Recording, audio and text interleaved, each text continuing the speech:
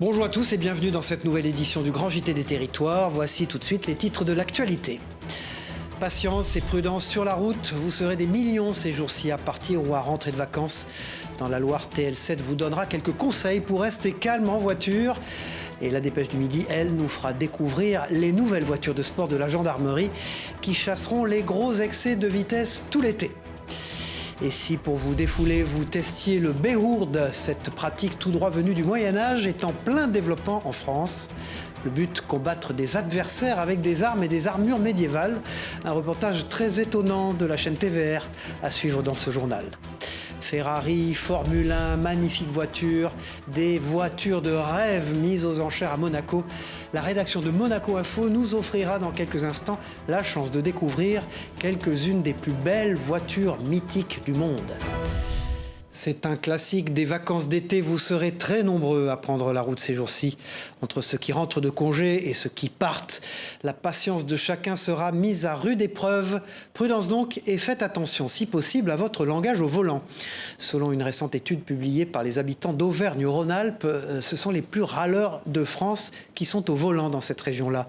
Klaxon, insultes ou gestes déplacés, personne ou presque n'y échappe. Mais comment expliquer ce changement d'ambiance dès que l'on met le contact?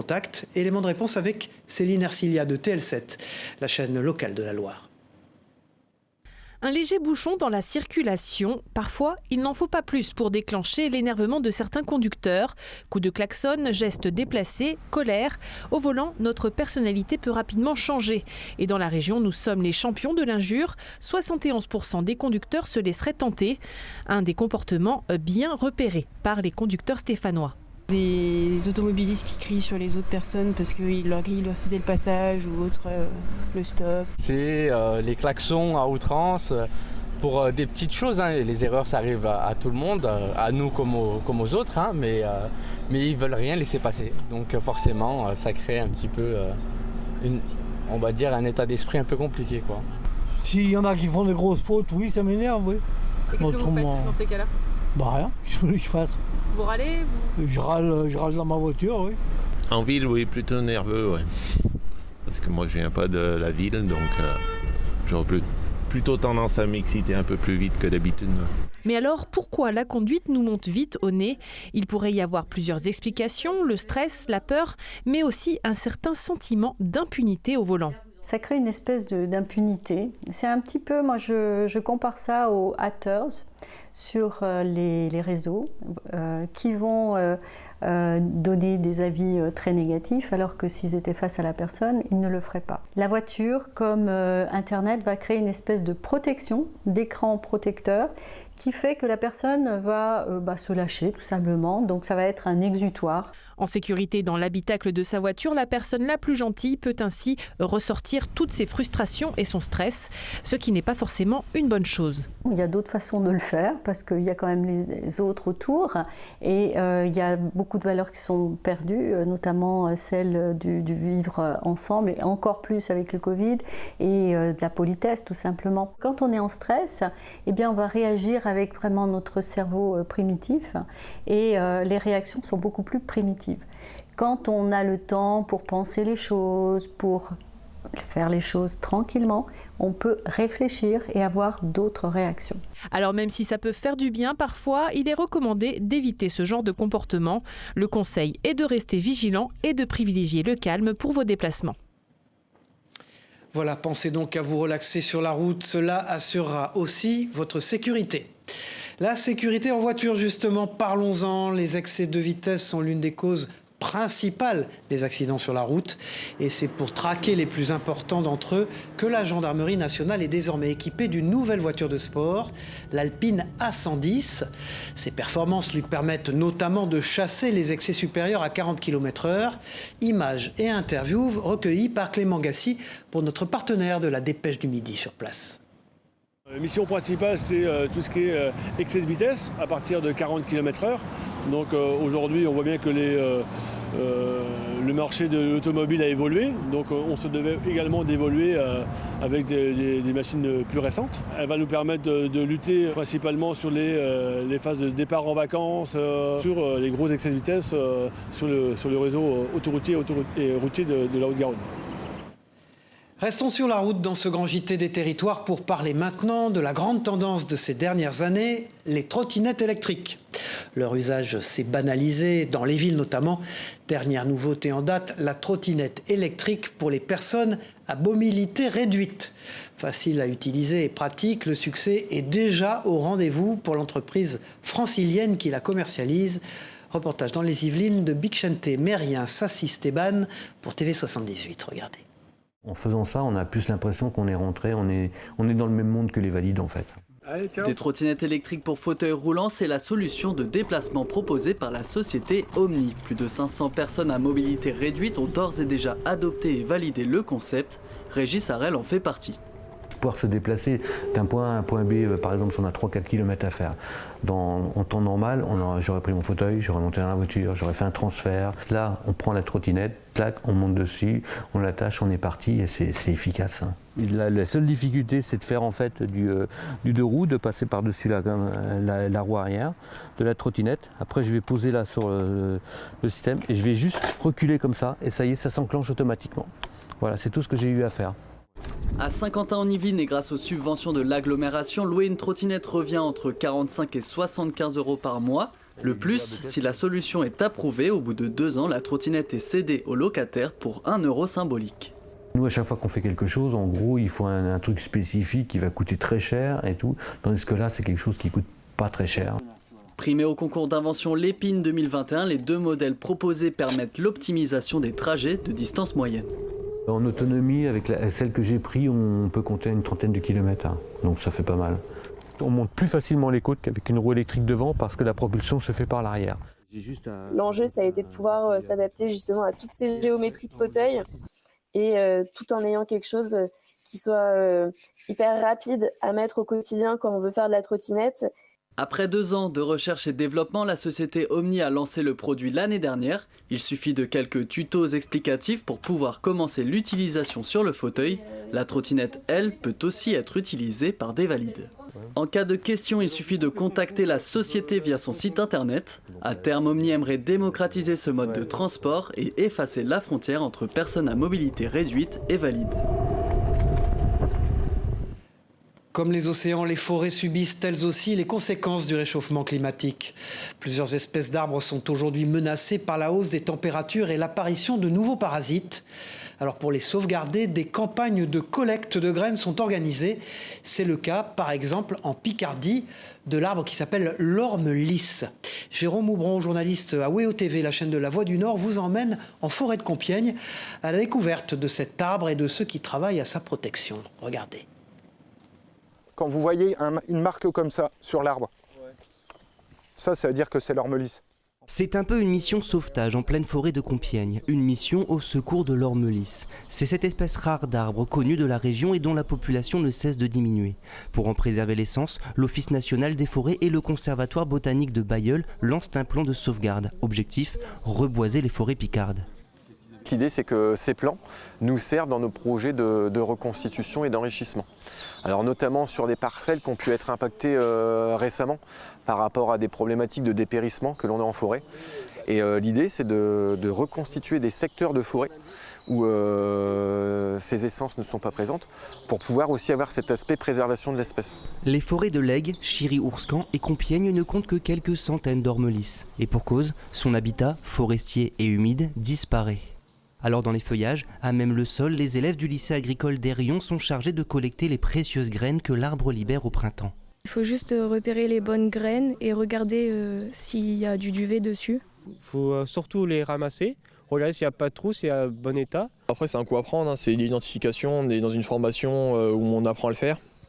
Donc on sait aller au détail pour les identifier. Pas facile de reconnaître un arbre parmi tant d'autres. Heureusement, l'orme lisse a quelques particularités. On voit en bordure de ces samarres des petits cils blanchâtres, c'est typique de l'espèce. Et ensuite, sur des sujets plus développés, on a la présence de contreforts sur la partie inférieure de l'arbre. Et ça, c'est vraiment une caractéristique de l'essence. Une fois triées et séchées, les milliers de graines prélevées seront mises en culture par le lycée horticole de Ribécourt. Première plantation prévue en fin d'année. Restons proches de la nature dans ce journal avec l'offre d'un service dont le succès ne cesse de se confirmer. Le drive fermier comprenait par là la livraison de cagettes de fruits et de légumes issus de la production locale. Dans les Vosges, un frère et une sœur se sont lancés dans l'aventure il y a 3 ans. De 50 à 200 paniers livrés par semaine. La réussite de la camionnette des fermiers, c'est son nom, n'est plus à prouver. Un reportage d'Anaïs Gall pour Vosges Télévisions. Regardez. Les poireaux là, ça vient d'Alsace. Les œufs là, c'est des œufs plein air de Basse-sur-le-Rur. Voilà un échantillon des produits du terroir qui composent les cagettes de la camionnette des fermiers au syndicat. Une société reprise il y a 3 ans et gérée depuis en famille par Hélène Claudel et son frère Vincent.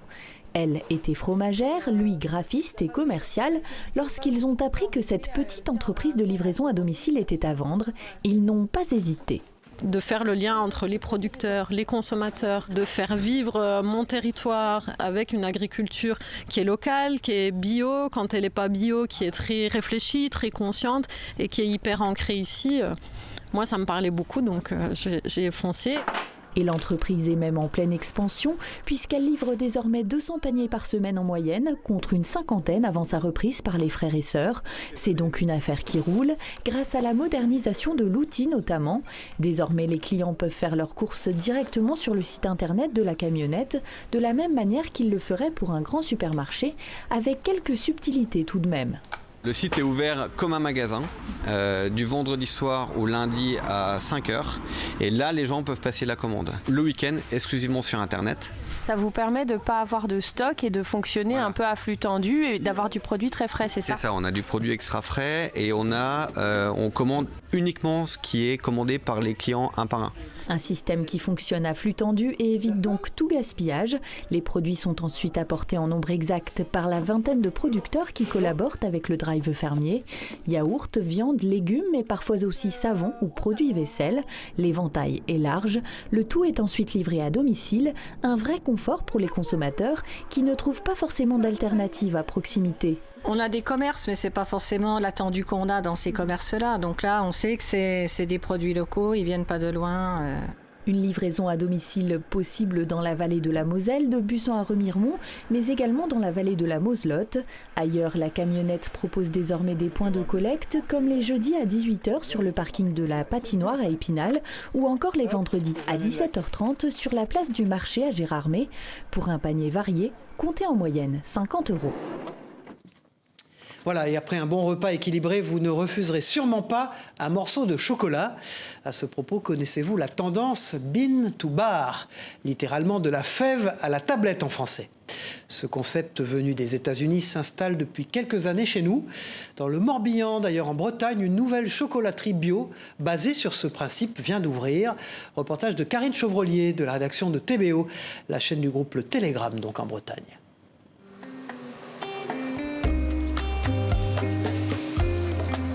Là, je suis en train de trier les fèves, le cacao. C'est intéressant de commencer par la base. Des fèves en provenance de Côte d'Ivoire, d'Équateur, du Pérou et directement travaillées dans cette nouvelle chocolaterie bio. Ici, on pratique le bean to bar, traduisez de la fève à la tablette. On va du tout au tout, c'est-à-dire du début, de la source, du cacaoyer, de l'arbre. On rencontre les producteurs, on échange avec eux. Ils sont fiers de nous montrer en fait ce qu'ils font. Mais déjà, c'est faire comprendre aux clients la variété des goûts et les différences qu'on peut avoir en travaillant le bean to bar. Les étapes de la fabrication sont maîtrisées de A à Z. L'artisan peut ici jouer sur la torréfaction des fèves. Un nouveau terrain de jeu qui ouvre des portes aux saveurs. Là, le fait d'avoir toutes ces machines, ça nous permet de créer des recettes à l'infini. Je vais pouvoir lui donner mes notes boisées, des notes fruitées, donc la fève va apporter, mais moi, en mariant mes différents sucres que je vais pouvoir ajouter, etc., je vais avoir un chocolat à notre identité, à l'image du chocolatier. Et pour ceux venus découvrir les dessous de la chocolaterie lors d'un atelier, c'est une véritable redécouverte du chocolat. Il y en a qui vont être plus sucrés, d'autres plus fruités, plus amers. Mais on se rend compte que quand c'est du bon chocolat, c'est toujours plus doux. Et finalement, on peut même manger du chocolat noir. Moi qui ne suis pas une grande fan de chocolat noir, j'ai bien apprécié la dégustation. 14 tonnes de chocolat bio vont ainsi être travaillées chaque année dans ce nouvel atelier. Des fèves qui donneront à l'artisan une nouvelle identité, mais qui finiront toujours dans le palais des gourmands. De la gourmandise du chocolat breton aux spécialités martiniquaises dans cette édition. Découvrons l'un des plats typiques de l'île, le boyau-thon. Cette recette à base de tripes de poisson doit son histoire à une ville, celle du Prêcheur, et à une activité, celle de la pêche. Une plongée culinaire proposée par Johan Charpentier-Titi pour la rédaction de Via ATV, en Martinique bien sûr. Jean-Guy n'en est pas à son coup d'essai. Le boyau-thon, il est tombé dedans quand il était petit. Un plat qui l'a toujours fasciné, au point d'en percer les moindres secrets. J'étais très observateur quand j'étais gamin. Et je regardais comment il faisait. Et curieux aussi, c'était poser des questions. Parce qu'en fait, les vieux, la tradition, fait, le savoir s'acquérait comment? C'était en observant. On ne venait pas comme à l'école pour dire, eh bien bon voilà, 1 et 1 font 2. Ils ne t'apprenaient pas comme ça. La maîtrise est au rendez-vous. C'est délicieux, c'est délicieux. Il n'y a pas, voilà, c'est le bonheur ici. C'est trop bon. Attention tout de même à ne pas se brûler. Il est celui-là, s'il te plaît. Je vais te donner la cuillère, t'as envie de te brûler. Le boyau-thon, plat incontournable du Prêcheur, et comme toute bonne recette traditionnelle, elle a ses origines. Il ne faut pas oublier que quand les pêcheurs du Sud venaient pêcher au Prêcheur, ils partaient pour la semaine. Il fallait donner à manger à ces gens parce qu'ils entraient très tard, c'était à la voile, quand il n'y avait pas de vent, ils étaient obligés de rentrer sur le Prêcheur parce qu'ils venaient pêcher tout au nord. Et il fallait donner à manger à ces gens. Alors d'abord, ça a été le boyau, il était salé. Et un jour, trop de monde, elle a essayé cette recette, le boyau-thon. Clin d'œil à l'histoire, Yasmine, femme de marin-pêcheur, est venue de Sainte-Anne pour déguster un bon plat de boyau-thon. C'est une spécialité du Nord, nous on ne fait pas ça, on ne connaît pas du tout. Mon mari est marin-pêcheur pourtant, mais on veut vraiment goûter. Alors on a retenu chez un vrai pêcheur et un autre à Mélodie, tu sais, au restaurant. Comme ça on va pouvoir comparer un petit peu. Et chaque année on va goûter à d'autres. Pari réussi pour les Préchotins, leur recette emblématique attire toujours autant les foules. Il est le 8e et le dernier en date. L'âne corse est devenu, il y a 2 ans, une race reconnue de son espèce. Ses particularités, un pelage gris et des jambes zébrées, un véritable plus pour les éleveurs de l'île de Beauté qui peuvent ainsi développer des activités autour de la race et préserver une part de leur histoire. Propos et images de la rédaction de Via Télé Paésé sur place en Corse. Il faut savoir que l'âne corse existe depuis 600 ans avant notre ère. À l'époque, c'était le 4x4. Maintenant, tout le monde a un 4x4 pour se déplacer. L'âne faisait partie intégrante de la famille. Il portait les biens, les personnes, le matériel au quotidien. C'est la bête de somme. On l'appelait aussi le cheval du pauvre. Et maintenant, l'âne, c'est devenu un animal de loisir en général, pour les randonnées, pour le plaisir, pour débroussailler les terrains. Mais surtout, nous, en tant que professionnels, on souhaite développer, je dirais, les randonnées, le portage, l'attraction animale. Sans transition dans ce journal, du karaté à 80 ans, c'est possible. Un club de la Sarthe propose des cours aux seniors 3 fois par semaine. Un moyen de rester en forme et de s'entraîner à l'occasion avec des cadors de la discipline. Un moyen aussi d'esquiver les idées reçues. Reportage d'Enzo Maubert pour LMTV Sarthe. Regardez. Et qui aille Go! Ok, on avance d'un pas. Ne vous fiez pas à leur âge, ils ont beau avoir entre 60 et 90 ans, ce sont pour certains des karatékas expérimentés. Pendant que tu es en combat, Au dojo du club Samouraï 2000 au Mans, des séances sont spécialement réservées aux seniors, qu'ils soient ceinture noire ou débutants. Ce cours, il est fait pour toutes les personnes qui sont rentrées dans les arts martiaux, mais pour l'essence des arts martiaux, c'est-à-dire se préserver pas d'une attaque extérieure, parce qu'aujourd'hui on ne va pas se faire attaquer dehors normalement, mais plutôt de la maladie et de l'âge. Et l'âge n'a pas arrêté celui qu'on appelle Dédé. Plus de 40 ans de karaté à son compteur, et c'est pour lui un véritable remède. C'est comme la pomme le matin.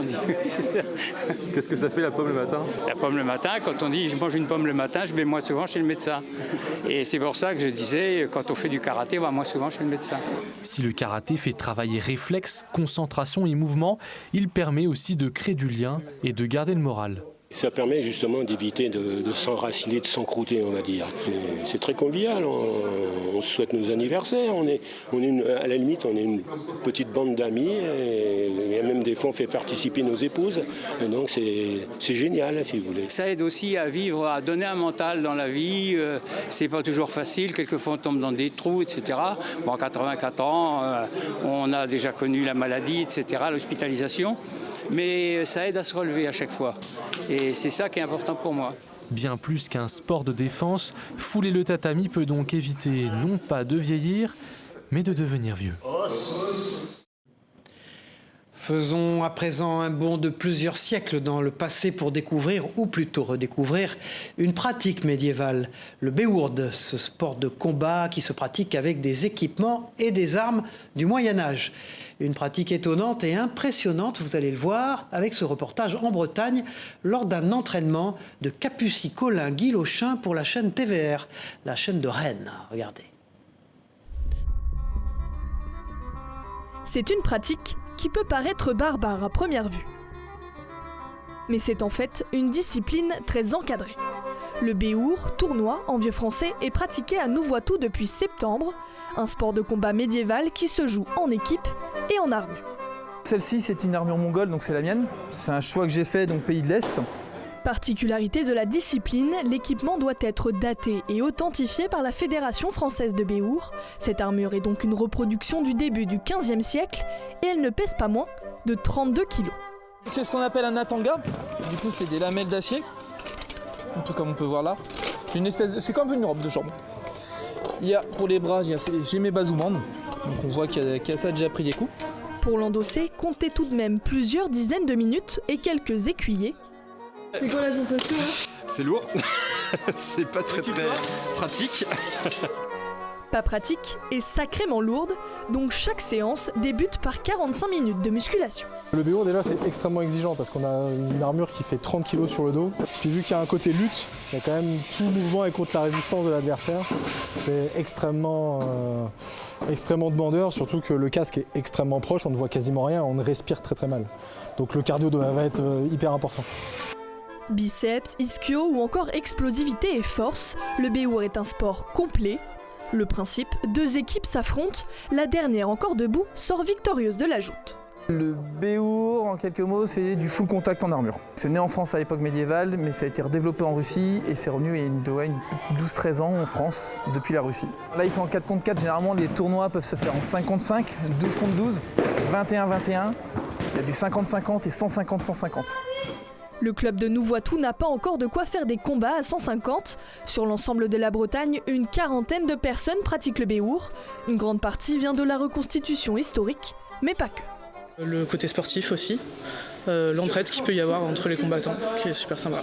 Je trouve qu'on apprend pas mal de choses sur soi en pratiquant ce sport. Et moi, ça m'apporte beaucoup. Tout ce qui est armure, tout ce qui est équipement médiéval, c'est quelque chose qui est beau. Allez, refermons ce journal maintenant avec un peu de rêve automobile. Ferrari, Porsche ou encore Mercedes, une vente aux enchères pour le moins sportive et historique, a eu lieu récemment à Monaco. L'occasion de se faire plaisir aux yeux sans ne rien débourser avec la rédaction de Monaco Info. Regardez ces images spectaculaires. Depuis 2010, tous les 2 ans, durant le Grand Prix historique, une importante vente aux enchères propose des véhicules d'exception. 65 voitures qui ont marqué l'histoire automobile, comme cette Ferrari 340 de 1953, qui a gagné de nombreuses courses aux États-Unis et dont il ne reste que 4 exemplaires au monde. Cette fameuse 2 chevaux Sahara double moteur construite à seulement une centaine d'exemplaires. Des voitures du groupe C, comme cette Jaguar XJR9 qui a gagné les 24 heures de Daytona en 1990. On a réussi à regrouper toute une série de voitures complètement différentes, avec des voitures de course, des Formule 1, des voitures de Grand Tourisme, des voitures modernes. On va d'une 2 chevaux Citroën à une Porsche 356 qui a été retrouvée dans un vieux hangar. On a aussi un certain nombre de Ferrari importantes. Des voitures iconiques du célèbre pilote de Formule 1 Nigel Mansell étaient également proposées lors de cette vente aux enchères. Évidemment la collection de Nigel Mansell, pilote de Formule 1 comme vous le savez, qui nous a confié entre autres 2 grandes Formule 1, une Williams qui a eu 5 victoires et une Ferrari de 89 qui a 2 victoires avec lui. Et c'est exceptionnel de pouvoir approcher des voitures comme ça qui viennent directement de leur propriétaire mais surtout de celui qui les a pilotées et qui a gagné avec ces voitures. Une grande partie de ces voitures qui composaient cette vente aux enchères a trouvé preneur.